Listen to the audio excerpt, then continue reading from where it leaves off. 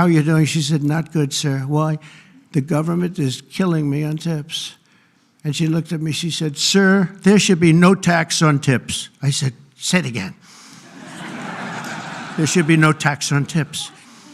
I said, that's the coolest thing I've ever heard. I walked outside, the press was there, as always, waiting for something bad to happen, hundreds of them. I said, ladies and gentlemen, please announce tonight there will be no tax on tips.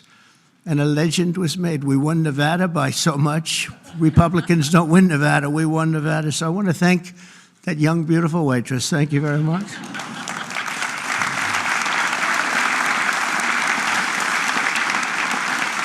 But with no tax on tips and other cuts, this bill will save Malachi thousands of dollars per year, enabling her to achieve her goal of visiting every U.S. state with her son. She wants to visit every state by the time he's 18 years old. So, Malachi, it sounds to me like you're off to a fantastic start. And where are you, Malachi? Where are you?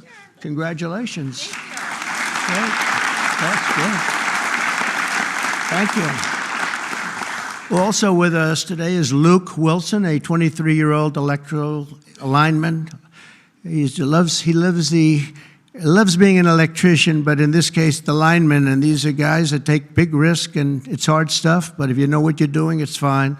He's from Harmony, Pennsylvania, as well as Dee Sova, a truck driver from Springfield, Missouri, where, by the way, our beautiful planes landed, our B-2s. They landed after 36 hours of flying. Great going, Pete. And they hit the target. And they hit the target, and the target has now been proven to be obliterated, just as we said. We had little fake news from CNN. Thank you very much, CNN, for that. With 3 million miles of driving under her belt, who mentors other women in her industry. And I just want to say, Luke and Dee spend countless hours working overtime to help make this country run. And this bill, the typical overtime worker like them will take home nearly $1,500 extra every single year. So you're talking about at least $1,500, and there will be no harassment because you were being harassed by the Democrats. So Luke and Dee, congratulations to you both. Thank you very much. Congratulations, wherever you may be. Thank you. Thank you very much. Also with us is James Benson, a third-generation auto worker from Belleville, Michigan, who has spent 26 years at Ford Motor Company, which is doing very well. They have a lot of plants in this country. If you have plants in this country, you're going to make a lot of money. And is a member of a tremendous group of people, auto workers.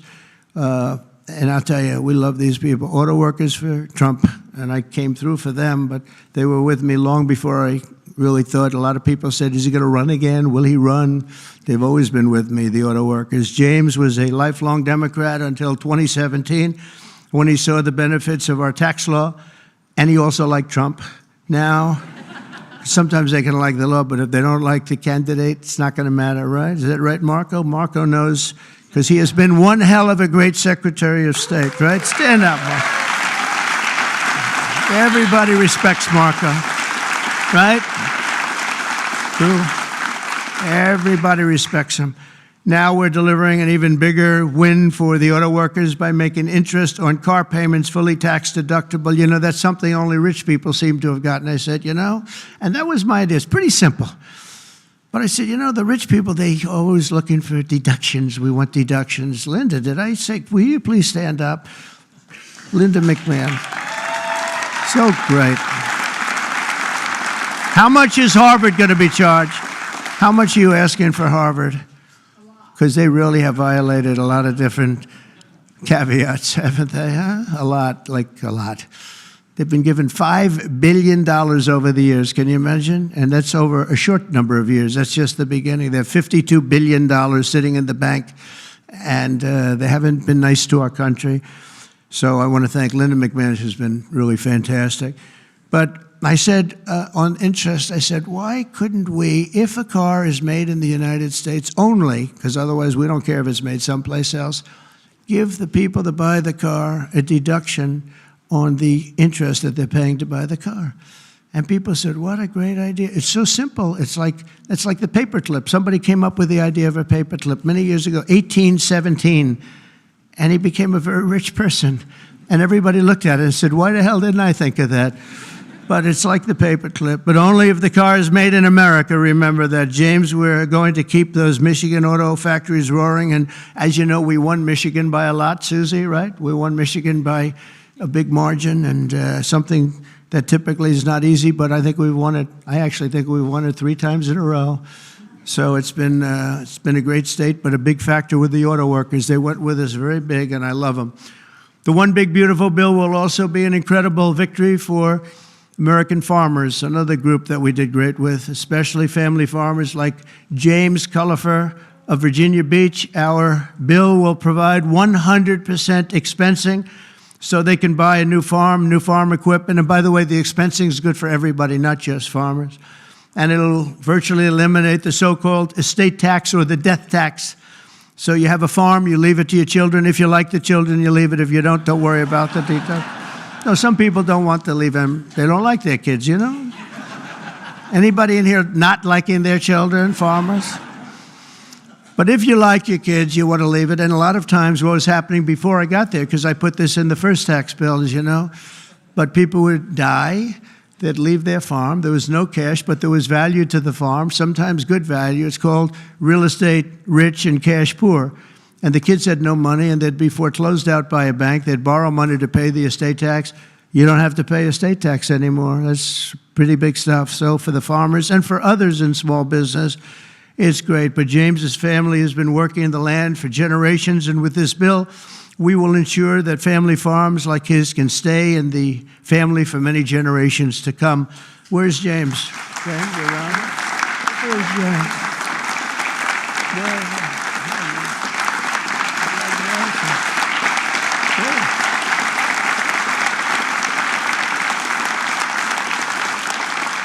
That's great. And you know what I mean, James, right? People pass away, they love their kids or whoever they're leaving, but they love their kids especially. And you won't have the family farmer anymore the long time because they were losing them to the banks, and they were losing them at record numbers. It's not going to happen anymore. There's no tax. We're also going to empower American parents by expanding opportunity scholarships to provide school choice. School choice is a big deal.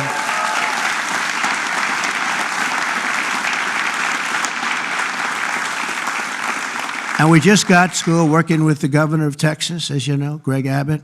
We just had it passed in Texas, and I know about that. Somebody said, yeah, that was a big deal. They've been trying to get it for 9 years, and they asked me if I'd call the legislature, Republicans in the legislature, and I did.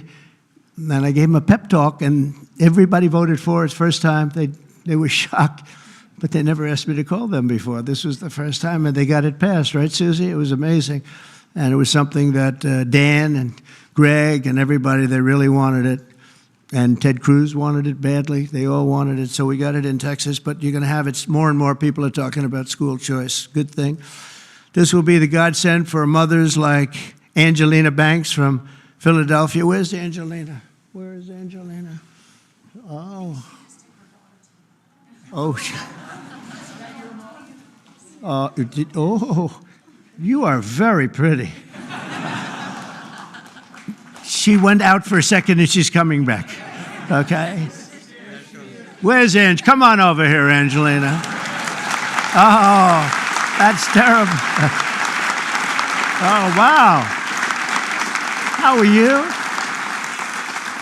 I won't ask you where you've been, okay? I promise. But it's great to have you. It's great to have. I mentioned your name. I said, where's Angelina? He said, she'll be right back, sir. Thank you very much. Appreciate it. And Aubrey and Ava Jane, Angelina says the tax relief for child care and education are a foundation for stability and dignity. I think those were your words, right? Stability and dignity. Good words for her family. And with the One Big Beautiful Bill, we're delivering both, empowering hundreds of thousands of families to choose the public, private, charter, religious school, or the home school of their choice. And Angelina, thank you very much for being with us. Beautiful. Beautiful. So this bill will also be the single most important piece of border legislation ever to cross the floor of Congress. We will hire 3,000 new Border Patrol officers and 10,000 new ICE agents. And these people are great. I tell you what, I got to know a lot of them.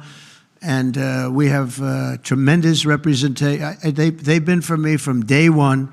In fact, I shouldn't say this, but they endorsed me when I first ran, almost at the beginning, and they weren't sure if they were allowed to endorse me, and they said, we don't care, we're endorsing you. But they were great, and they've been my friends ever since. But think of that. So we're going to hire 3,000 new Border Patrol officers, 10,000 new ICE agents. And, you know, these ICE guys, they go into war zones, and they're tough, and they love our country. And if you're not going to be tough, you're not going to do well. But they are tough, and they'll break into a pack, and they call them a pack. Some of these packs come out of the jails of Venezuela. They come from places that you don't want to know about. They're gang members that have been all sent in here through Biden's open door stupid policy. The dumbest policy, I think, well, we have a lot of dumb policies, but the worst, I think, is open borders, where anybody comes into our country totally unvetted, totally unchecked. And they're drug dealers, and they're people that we don't want them. And they're murderers, you know, they're murderers. I told you, over 11,000 murderers. They're in here. 50% of those, by the way, murdered more than one person. And they came in, no check-in, no anything. It's so sad. What that man has done to this country, we should never forget it, okay? We should never, ever forget it. With that whole group of people, I don't even think it was him. He didn't believe in open borders. He didn't believe in men playing in women's sports or transgender for everybody. But what that group of people has done to this country will never, ever, I don't think we can ever allow history to forget it. What they've done to us is so sad.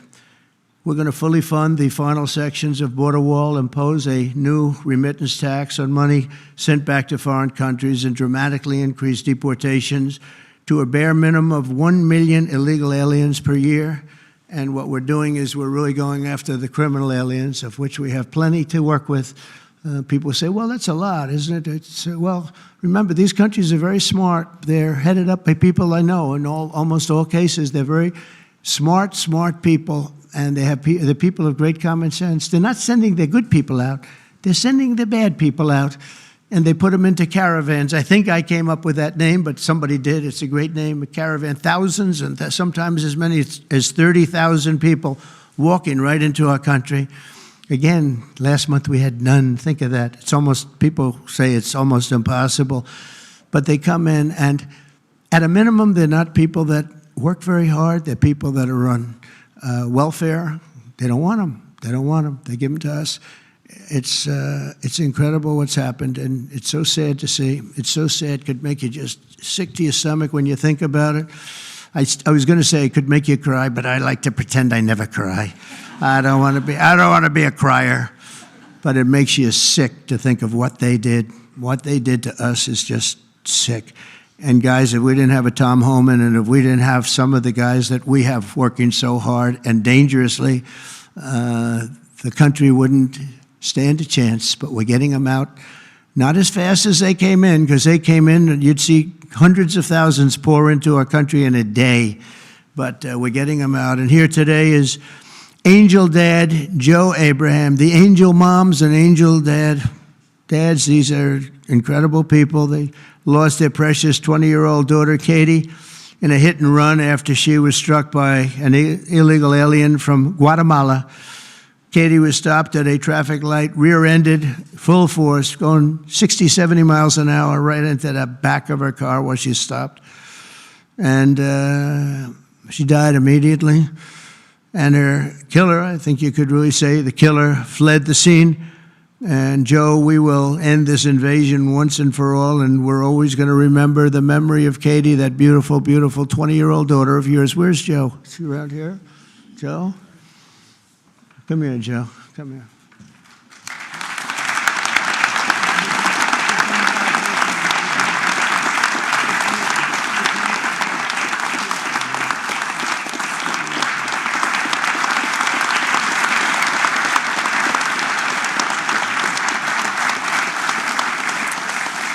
Ah, boy, oh, boy, oh, boy.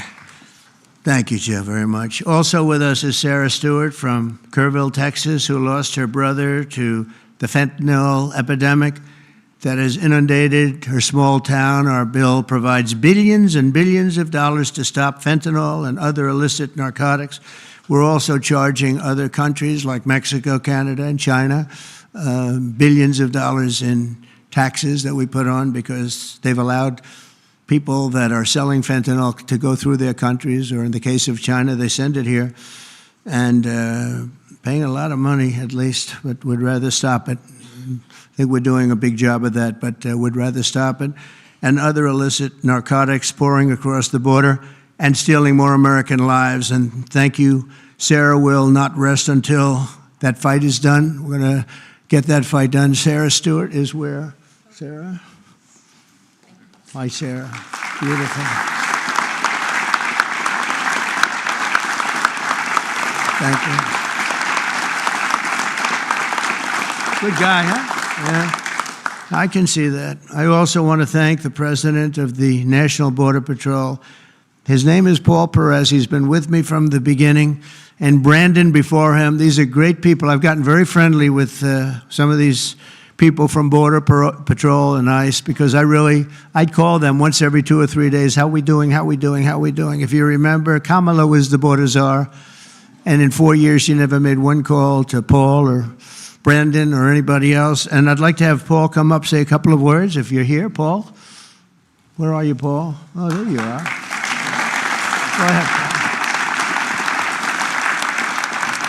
President Trump made promises that he's kept. Now it's time for Congress to back him up. We need to end the chaotic and recklessness that Biden allowed into this country. The millions of people that are out there, we're going to get with this big, beautiful bill. We've got the funding, we've got the technology, we need everything in that bill to get it done so that no more families are victimized. And those that have victimized families, we can go get them out with ICE. Our officers and agents are not afraid. We're ready to take this fight to them, and we've been so because of President Trump's leadership. Thank you, sir.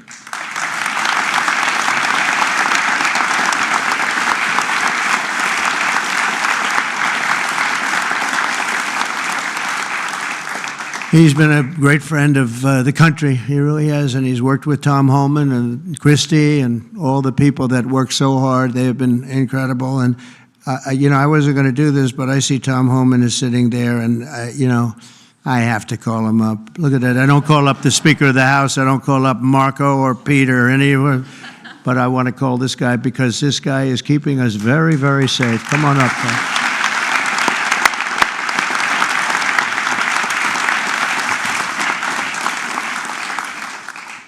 Well, look, I think this issue of the big, beautiful bill should be nonpartisan.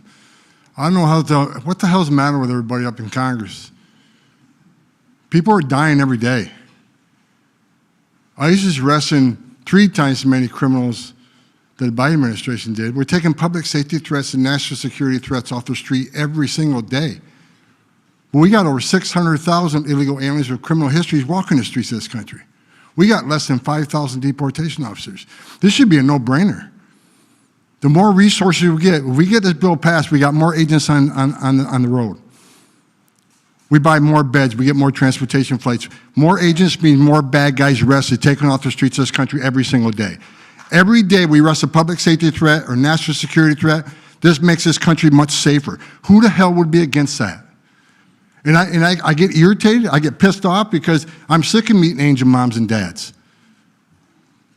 You want to talk about family separation? They buried their children. So I've done this since 1984. I've worked for 6 different presidents. No one has had the success of the Trump administration. We got the most secure border in the history of this nation today.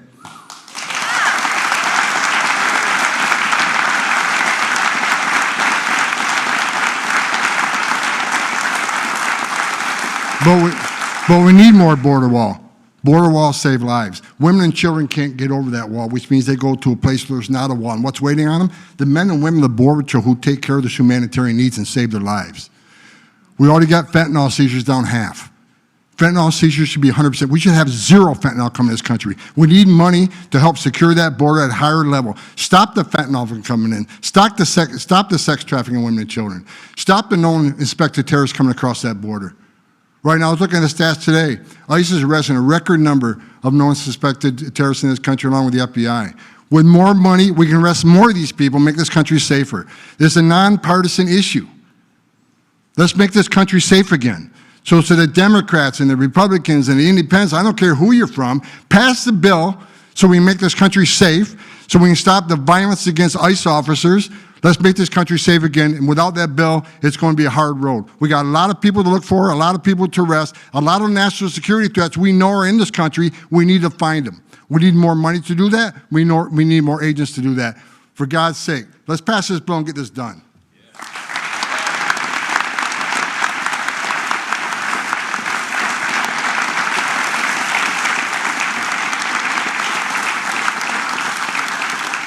He got so angry he didn't even shake my hand or look at me. Just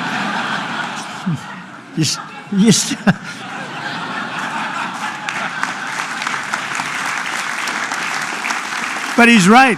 He's right. And we have no money for the border if we don't pass this bill. We have virtually nothing. And so we're going to get it done for you, Tom, and for all of the people that have worked with you. It's been amazing, the job you've done. And just in finishing, look, this is the largest tax cut in the history of our country. They want to give you, the Democrats want to give you the biggest tax increase in the history of our country. They have things, whether it's border or economic development or no tax on tips and Social Security and no tax on overtime and all these different things. There are hundreds of things here. It's so good. And we're going to also cut costs. We're cutting $1.7 trillion in this bill, and you're not going to feel any of it. And your Medicaid is left alone. It's left the same. Your Medicare and your Social Security are strengthened. We're not cutting. The Democrats are going to destroy all three of them because it's not sustainable. They'll end up cutting your Medicare, Medicaid in half. So we're going to do a real job. It's so important. So if you can, call your senators, call your congressmen. We have to get the vote. I want to thank you. You have been unbelievable, Mr. Speaker. You have worked round the clock for months,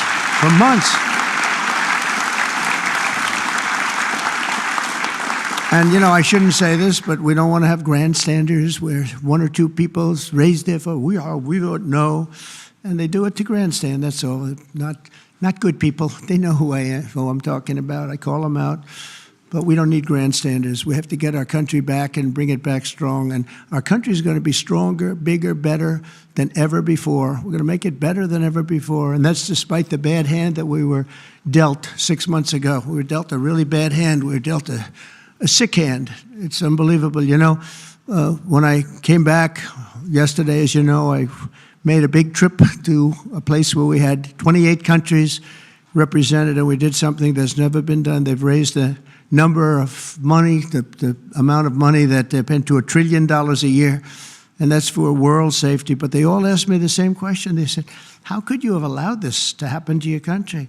I said, I didn't do it. But they said, how could you allow people to pour in? They don't understand it. They all have borders. They have fences, they have walls, or they have just strong people standing there. You can't do it. And they said to me, you know, it's amazing that they allowed these things to happen. And it's amazing, too. I agree. You know, as a business guy, I always like to understand where the other side's coming from. What do they want? What do they get? And, you know, you can make good deals based on understanding the other side. I never understood the other side in this case. Why would they allow people to pour into our country unchecked? You know, I can see people wanting people to come in, and you let them come in. You have a vetting process. You let good people. We're letting a lot of good people in, but they're coming in legally. But why would you allow people to come in that you can look at them and say, big trouble, big trouble? Why would you do it? It's nobody understands. And a lot of people say voting, but, you know, we've got to strengthen up our elections because the voting is crooked as hell. Got to strengthen it up. But it's not that. It's either they're stupid and they're not stupid, or they hate our country.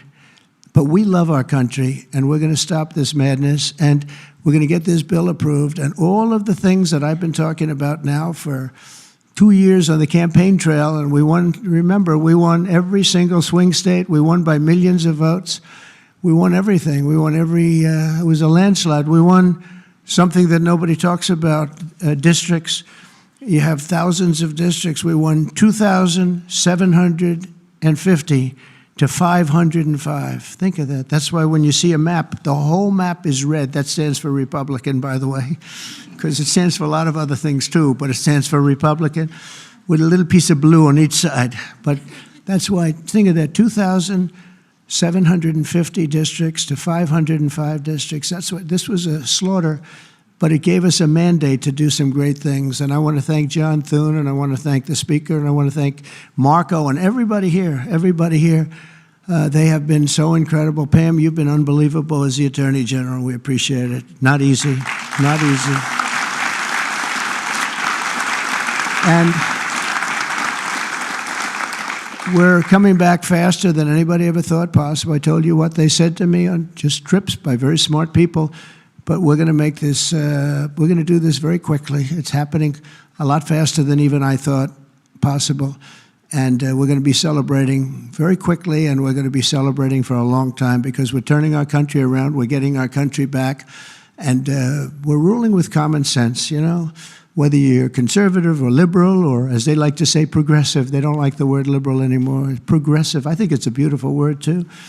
That's why I call them liberal. It's too nice a word. I don't know how you can be progressive when you're turning the country backwards.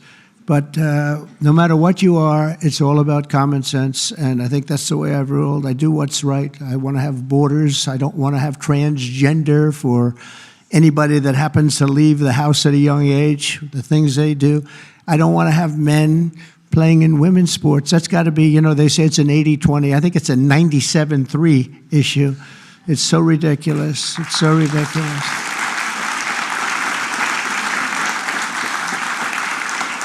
There was a long-distance race the other day, or at least reasonably recently, and they had a top man and they had top woman, but it was a woman's race, and the man entered. He happened to be transitioned. Isn't that lovely? And he entered the race, and he beat the champion woman by 5 hours and 14 seconds. 5 hours, that's a lot. Think of it, you're waiting 5 hours for your beautiful daughter to come in. Come on, baby, let's go. You can do it. He won by 5 hours and 14 seconds. It is crazy, and it's so demeaning, and they don't want to change. I see it the other day. Guys like Schumer, our great Palestinian senator, this guy, no, he's changed. He used to like Jewish people. Now he's totally against Jewish people. It's the most incredible transformation I think I've ever seen. But who would allow this to happen? In other sports, the same thing. Try the weightlifting numbers someday. You want to see some big differences. In a million years, the women will never catch these numbers. It's not going to happen. And it's very demeaning to women, and I don't like it when it's demeaning to women. So we're turning the country around fast. We love you all. Thank you very much, and good luck. Thank you.